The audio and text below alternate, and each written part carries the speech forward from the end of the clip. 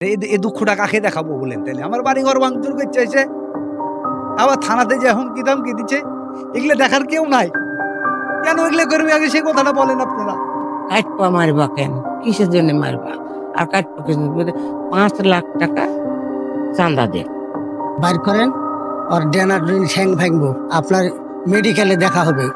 রাজশাহীতে এক ব্যক্তির কাছে ৫ লক্ষ টাকা দাবি করা চাঁদা না পেয়ে বসতবাড়িতে হামলা, ভাঙচুর ও লুটপাটের অভিযোগ উঠেছে বড়বনগ্রাম রায়পাড়ার আইনুল ও তার ৩ সন্তান মানিক, রতন ও আকাশের বিরুদ্ধে।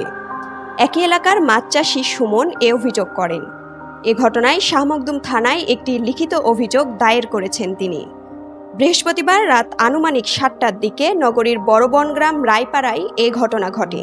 এ বিষয়ে সুমন ও স্থানীয় লোকজনরা অভিযোগ করে বলেন, আইনুল ও তার ৩ ছেলে সহ বেশ কয়েকজন লোক ধারালো দেশীয় অস্ত্র ও লাঠিসোঁটা নিয়ে সুমনের বসতবাড়ির প্রবেশ দরজায় গিয়ে ৫ লক্ষ টাকা দাবি করে।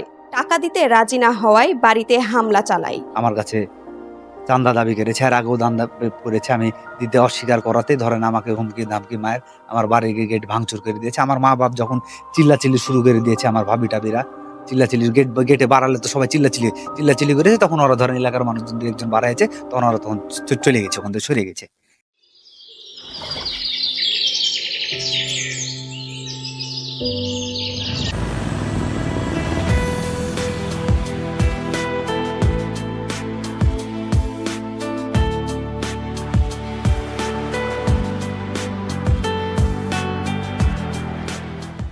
ওদের সাথে আমাদের কিসের শত্রুতা বোঝান? আমি এলাকাতে ব্যবসা করি, এটাই কি আমার অপরাধ? ওরা রাজনীতি দল, ওরা হলো বিএনপির সাপোর্ট নিয়ে ওরা চলাচল করে। তখন ধরেন পুরুষরাও হলো মসজিদে গেছে, মেয়েরাও ধরেন বাড়িতে নামাজ পড়ছে। এই সময়তে এসে ধম ধম ধম করে কপাটে মনে করেন বাড়ি, তো কপাটে এরকম করে বাড়ি দিবে কে বলেন? তখন তাড়াতাড়ি করে কোনো রকম করে তাড়াতাড়ি করে যেরকম বাড়ি ফেলছে, আর মানে বুঝছেন তো, খুব খারাপ মুখ করছে। তখন আমি কোন রকম করে সালাম টালাম ফিরে বাড়িয়ে দেখে বুঝি তোর বেটাকে, ওদেরকে বুঝি বাইর কর, বাড়ি থেকে কাটপো মারবো। আমার বড় বউটা বলছে যে কাটপা মারবা কেন, কিসের জন্য মারবা? আর কাটপা কিছু 5 লাখ টাকা চাঁদা দে, চাঁদা দিতে বলো 5 লাখ টাকা। তো ঘাড় লিয়ার সমস্যা, ঘাড়ের সমস্যা খুবই, যে আমি বাড়িতে বাসার নামাজ কেবল মানে করবো, এই টাইমে এরকম আমি বাড়ালাম। তারপরে গেল আমার গিন্নি বাড়া বলে, শোনো ছেলে, তোমরা এরকম করছো কেন, কি কারণে, কি অপরাধ করেছে সুমন? তাই বলছে যে ওকে বাইর করেন, ছিল না বেটা, বাইর করেন, ওর ডেনার ঠ্যাং ভাঙবো, আপনার মেডিকেলে দেখা হবে, মেডিকেলে যে দেখবেন আপনার বেটাকে। তাকে কি অপরাধ বলো? হ্যাঁ, কি অপরাধ? তোমরা তো পাড়ার ছেলে। তো বলছে বিল করে, হ্যাঁ বিল করে, বিলের বাপের বিল করে দিয়ে বিলের টাকা দিতে হবে, চাঁদা দিতে হবে। হামলার অভিযোগের বিষয়টি অস্বীকার করে অভিযুক্ত আইনুলের ছেলে রতন উত্তরভূমিকে বলেন, বিলের পাওনা টাকা নিতে গেছিলাম, আমরা তার বসত বাড়িতে ভাঙচুর করিনি, এগুলো সব তাদের সাজানো নাটক।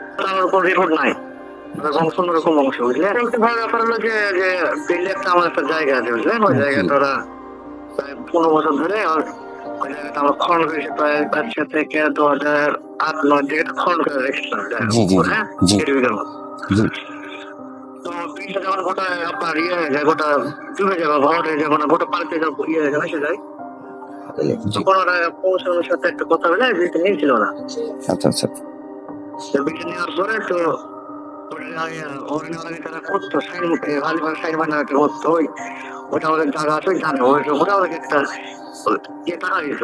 আচ্ছা আচ্ছা আচ্ছা, আপনার ঠিক 11 সালের দিকে ওরা নিয়েছে বিলটা, 11 কি 10-এ। হ্যাঁ, এটা নেওয়ার পর এখন টাকার কথা যদি বলতে যাই, ওই তখন এবার বলা যায় টাকা করো, তো বলছে কমিশনারের কাছ থেকে নিয়ে নিতে, টাকা কমিশনার টাকা দিয়েছে। ভাই কথা বলতো তখন, তখন আমরা টাকা পয়সার বিষয়ে কোনো কথা বলিনি। আচ্ছা আচ্ছা আচ্ছা, এই ঘটনা হয়েই আছে। এখন তো ব্যাপার হলো যে আমি আপনাদের শুনলাম ভাই আমও ছেড়ে গেছি, নাটক ভাই, সাধারণ নাটক।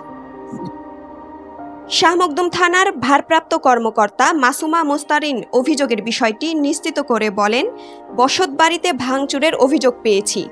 ঘটনাটির সুষ্ঠু তদন্ত সাপেক্ষে আইনি ব্যবস্থা নেওয়া হবে। উত্তরভূমি ডেস্ক, রাজশাহী।